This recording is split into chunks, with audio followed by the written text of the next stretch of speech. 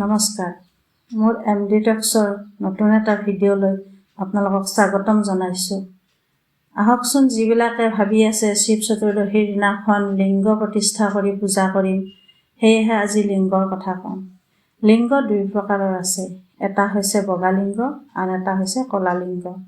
আজিকালি বজাৰত বহু ধৰণৰ লিংগই কিনিব পায়। ফাইবাৰযুক্ত, প্লাষ্টিকৰ, শিলৰ। আপোনালোকে কিনিলে শিলৰটো কিনিব বা কিছুমানে ৰূপৰ বনাই লয়, সোণৰ বনাই লয়, যাৰ যিখিনি সাধ্য সেইমতে কিনি আনে। ঠিক আছে বাৰু, সেইখিনি লৈ ঠিকেই থাকিল। এতিয়া হ'ল লিংগটো কিমান ডাঙৰ আনিব।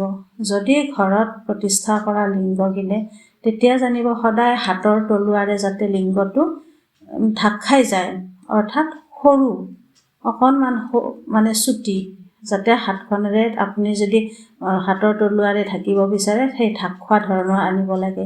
কেতিয়াও বেছি ডাঙৰ লিংগ আনিব নালাগে ঘৰুৱাভাৱে পূজা কৰিলে।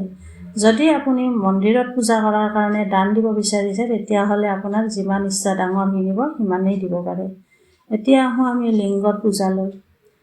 ঘৰত প্ৰতিষ্ঠা সাধাৰণতে ক'লা লিংগই কৰিব লাগে।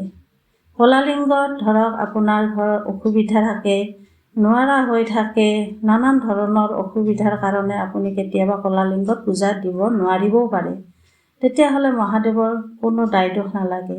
আপুনি সুবিধা অনুযায়ী যেতিয়াই পাৰে পূজা দিয়ক, আৰু পূজা দিয়াৰ সময়ত চাকি ধূপ ধূনা লগাই বেলপাত দিব।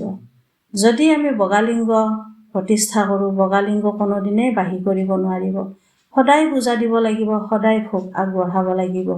সেয়েহে কৈছোঁ ক'লা লিংগ ঘৰৰ কাৰণে বেছি উপযুক্ত আৰু বগা লিংগ মন্দিৰৰ কাৰণে উপযুক্ত। কাৰণ মন্দিৰত সদায় পূজাৰী পূজা দিয়েই, তাত কোনোদিন বাহি নাৰাখে।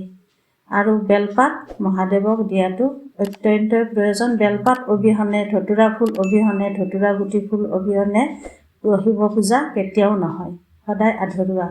সেয়েহে কৈছোঁ বেলপাত দিয়ক, যিমান পাৰে অযুগ্ম সংখ্যাৰ বেলপাত দিয়ক। বেলপাত ভালকৈ ধুই মেলি চাফা কৰি দিয়ক, যাতে কোনো ধৰণৰ বেলপাতত খাট খুট নাথাকে। সেয়া বেলপাত আগবঢ়াওক।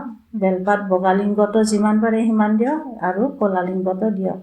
এনেকেই আমি লিংগ প্ৰতিষ্ঠা কৰি পূজাখন কৰিলে মহাদেৱ সন্তুষ্ট হৈ আমাৰ ঘৰখনলৈ আশীৰ্বাদ দিব।